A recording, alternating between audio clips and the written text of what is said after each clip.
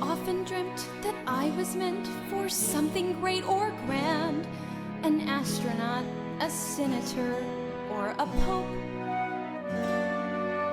I had pluck but rotten luck and gotten stuck at jobs I couldn't stand. Walking dogs and folding shirts, serving wings to sexist jerks. I couldn't cope and lost all hope. Now I'm a theme park princess. I'm celebrated everywhere. I'm so glad to meet you and eager to greet you. But the line to approach me starts way over there. A couple of years ago now, I stumbled across a Twitter account. It's called Fake Theme Park, and every day without fail, it seemed to manage to make me laugh. Seems I was quite late to the party. When did I first discover the Fake Theme Park account? I've been following the thing for years. I think... No, actually, I know. It was from the Season Pass podcast. There was an episode about Fake Theme Park, and I remember listening to it and being like, oh, that sounds funny.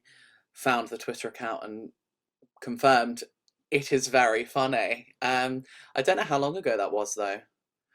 I feel like I've been following Fake Theme Park for quite a while now. Yeah. But yeah, it was the Season Pass podcast. I first discovered Fake Theme Park when I heard it on the Season Pass podcast, when the CEO was interviewed. The creator of Fake Theme Park is former Universal Hollywood employee and comedy writer Jason Ginsburg. Hi, I'm Jason Ginsburg, the creator of Fake Theme Park. I was fortunate enough to be able to ask Jason some questions about the account and his own affinity with theme parks. Current attraction wait times. Chaos Coaster, 75 minutes. Volcano Voyage, 75 minutes. Dinosaur Domain, 75 minutes. But the wait for Ocean Odyssey is only 75 minutes. Fake Theme Park is a fictional park located somewhere in the United States. It's a combination of all major parks. It has roller coasters, princesses, a movie studio backlot tour, live animals. It's all parks put together. And it only exists on Twitter and Facebook, where I write posts about it every single day. The whole thing also really got me thinking about fictional parks, viral videos, and our own park experiences that have bordered on parody.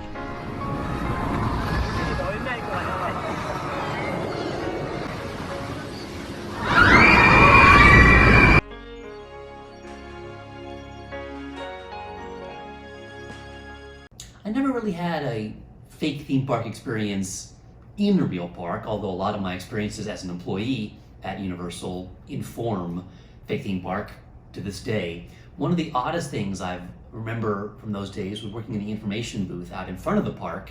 Entire families would come up to us at the booth, point at the front gate of Universal and say, "So what's in there?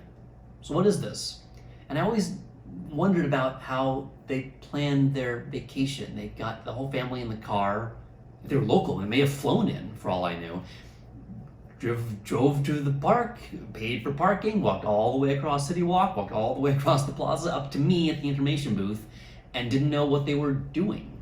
And occasionally would tell people what was inside, how the costs worked, and they just turned around and walked away with their kids. And I wondered what they would tell their children after all that build-up, that they weren't going to see Jaws and King Kong and Shrek after all that.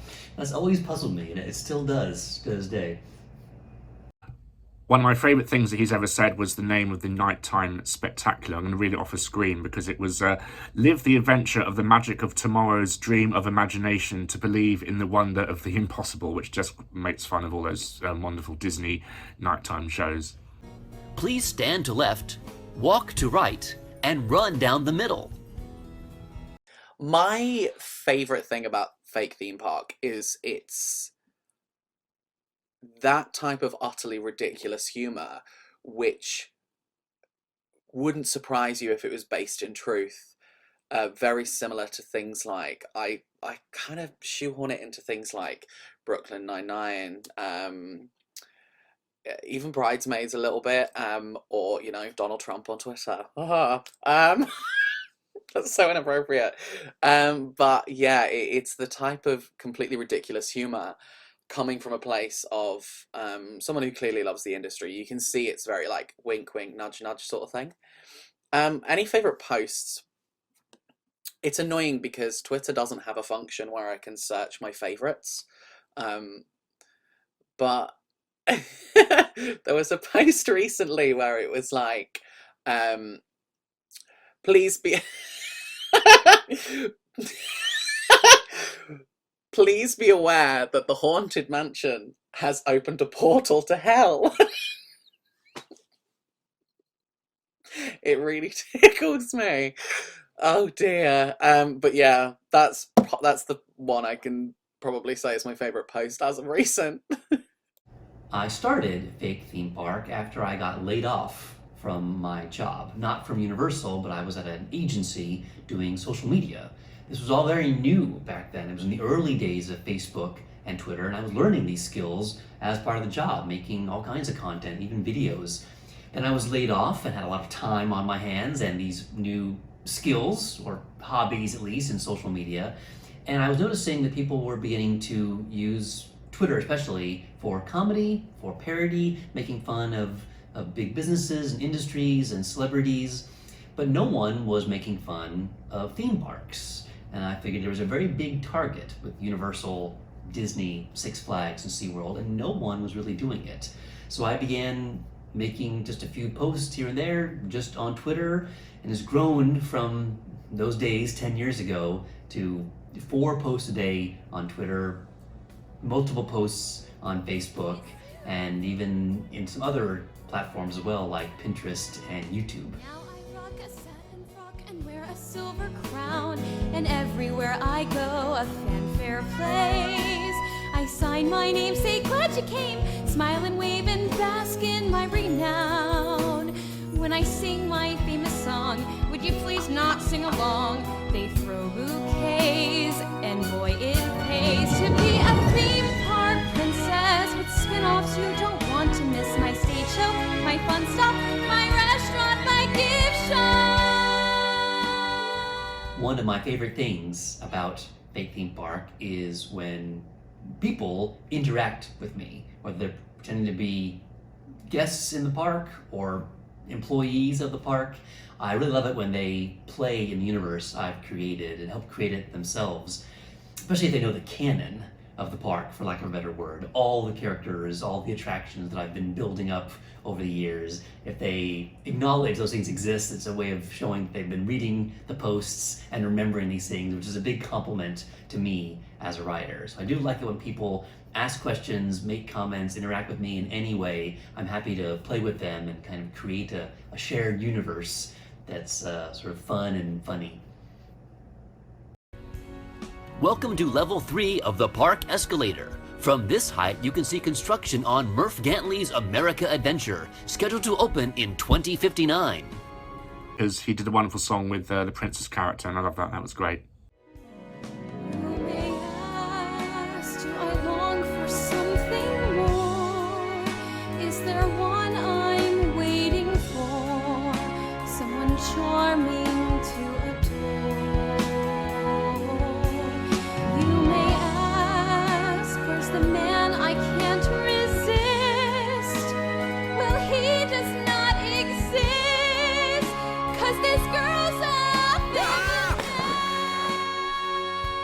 I have 2 favorite characters that I've created for Fake Theme Park. The first is the founder and CEO of the park, Murph Gantley.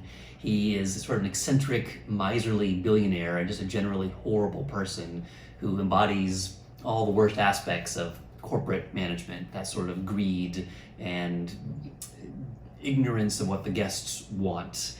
He's a fun character to play. I've played him on podcasts, and he's a fun target for fans on Facebook and Twitter. My other favorite character, sort of a different take on an employee of a park, is Princess Rainbow, much beloved by followers of the accounts.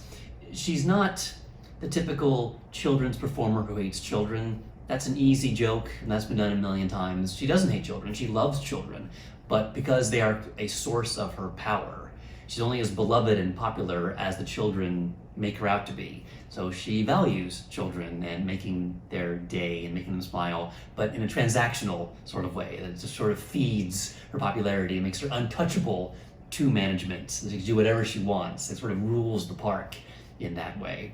So those are two fun characters that I very much enjoy riding and people seem to enjoy interacting with. I don't need saving. The coaster stopped, the dolphins popped, the haunted house just closed. The backlot tour's the same since '86. Here comes a scary shark. The boat ride sank, the stunt show tanked, but princesses are never indisposed. You can always come to me from 1:15 to 3 for hugs and pics. Yo, selfie sticks, 'cause I'm a theme. I actually have not always been a theme park fan. I did grow up in Dallas, right near Six Flags, but I was never a big fan of that park. I have never been a fan of roller coasters. They're just too much for me. I'm much more of a simulator ride kind of person. But I was a lifelong fan of movies. So when I got the chance to audition, as they call it, to be a tour guide at Universal Studios Hollywood, I jumped at the chance. I got the job and was there for the better part of a decade. I was a regular tour guide on the studio tour that we all remember. I also was a VIP guide giving the special tours. I hosted the backdraft attraction and I manned the information booth out in front of the park answering questions and making announcements. And even one summer I got to play a character. I was a paleontologist outside of a Jurassic Park ride. Now enter the passage of eternal heartbreak. It's all the boys you liked in high school, but they're all happily married now. Oh, and they've just unfriended you on Facebook. Well, there's always Jeffrey from sophomore year of college. Oh wait, he's gay. One of the strangest experiences I've had with Fake Theme Park is the anonymity. When I first created the account and began posting, I didn't attach my name to it. And there was sort of a time back then when it was cool to not have your name on things, have these anonymous accounts. People were appearing to be insiders at companies, working with celebrities, and they couldn't reveal who they were. It would expose them. So I figured I would do the same thing and kind of keep the mystique as something special as part of the account. And it grew from there. People began to have theories over who I really was. Was I a manager at a Disney park in California? Was I an employee at one of the Florida parks? And since I wasn't an employee anywhere at that point, I was long gone from the park, it was kind of useful to keep that anonymity going. And it just kept going. Even when I did podcast interviews, I never revealed myself to the interviewers at any stage of the process. I used an anonymous Gmail account I created just for Fake Theme Park. I used a burner app on my phone to disguise my phone number. So it was a really big effort to hide my identity. And after a while, I realized it wasn't really doing me any good. I'm a writer, I've produced various things on the internet, videos and the like, and I wanted the credit for all these things I had produced over the years. Even the music video does not have my name on it. So I finally revealed myself in a big event and got some interviews out of it, and it's been nice. It's been a lot easier to be able to talk about the account as myself, to retweet myself from either account, and have my name out there. I have the books do generate some revenue for me, so it's very important to have my name on them. So it was an interesting experience for 7 or 8 years to never reveal to anyone who was behind this account that I was working on every single day. Enjoying popcorn on the escalator? Do not drop even a single kernel into the mechanism or you will kill us all! I began Fake Theme Park on Twitter and Facebook, but I've been adding to the brand in various ways since then. A few years ago, I created a music video, a parody of a Disney princess song. I wrote the lyrics, I brought in a real songwriter to write the music, hired an actress as the princess, and put together a pretty nice little production, I think, that's still on YouTube for you to enjoy. I've also compiled the most popular posts and new material into 2 books that are available on Amazon, both in Kindle and in paperback. Where Fake Theme Park can go from here, I don't know. I'm working on a few ideas. But I do think as long as there are parks and crazy fans, crazy employees, there will be a place for Fake Theme Park. My dearest children, keep your cool. There's no need for shyness, but call me your highness. It's just like I planned it. My life is enchanted. My wish is for granted. For here in theme park land,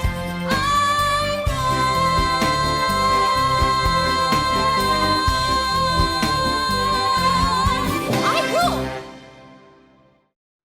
Do I have anything further to say about Fake Theme Park? Other than if you're not following Fake Theme Park, make sure you're going to now after this video. And thank you to Jason Ginsburg, I hope I'm saying your surname right, for creating such a happy corner of the internet that, though is tied with certain things in reality, it doesn't feel like it's slapping me around the face with anything like political views or horrible news that rhymes. I should be a songwriter. The next Hamilton, Fake Theme Park style. I don't know. But yeah, thank you. It provides, even on the worst of days, it provides a way of escaping the sort of oppressive feeling that the world can give sometimes, I guess. But yeah, thank you. Oh, and thank you, Adam, for letting me be a part of this as well. Got nothing else to say about Fake Theme Park other than good luck, and I hope that you open your European version soon. I talked about that with him on the Season Pass podcast. Thanks a lot. Thank you for having me, and thanks to everyone watching this video who are fans and followers of Fake Theme Park on Twitter or on Facebook. If you bought the books, a very special thank you, because that costs money. And if you want to start following, you can start at any time. Scroll through past tweets and Facebook posts, buy the books. There's no real plot to follow. Just get involved, start following, and see all the crazy things happening in the park. If you're yet to check out Fake Theme Park, you can find the account on Twitter. I will continue to follow with interest and for the sake of my own mental health. Right now, the world needs to smile. Thank you for watching. If you've enjoyed what you've seen, please don't forget to subscribe. Welcome to level 12 of the park escalator. You're almost halfway to the top.